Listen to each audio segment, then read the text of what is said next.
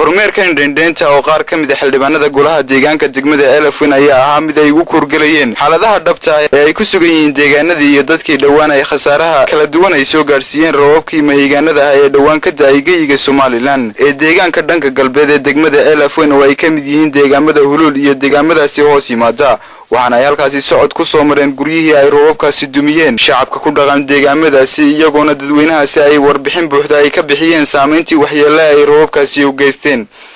waxa gurigan ku jirnay gurigi waa nagu dumay macalqaqalkayagii waa nagu dumay ana dhaawac u gaarsiin madaxaas oo dhagaxyo ka dhacay bas yar oo halkaas sabaano hadeer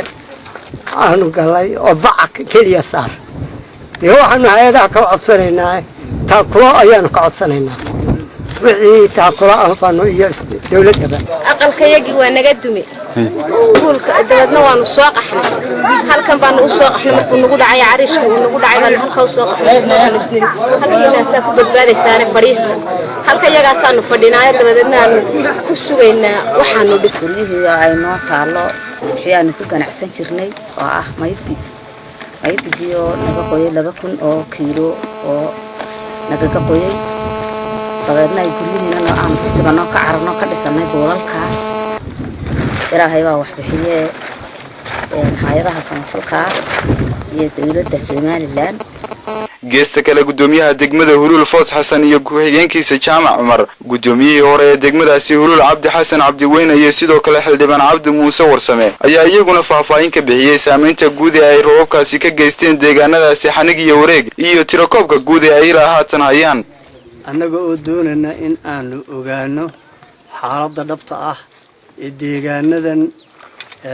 degmada Hulul iyo xanig iyo wareeg dadweyne aad u tiro badan oo xoolo dhaqato iyo tuulooyin bay isugu jira inaanu ogaano oo khasaare laga soo sheegay ay geysteen roobabkii dhawaan ka da'ay degmadan Elafweyn iyo nawaaxigeeda weygagii dhaweyd roobabkii duufaanada iyo dabeelaha lahaa waxyeelooyinkii ay ka gaarsiiyeen degmada Elafweyn iyo baaxadeeda oo koonaha ay waliba ugu sii badan tahay inta ay ag taalo degmada Hulul xoolo way ku lumeen geel iyo ariba leh beentuna ma fiicna wax waaweyn geel aasaasan oo lagu soo sheegay Cabdiraxmaan Ismaaciil Saciid telefishinka qaranka Somaliland Elafweyn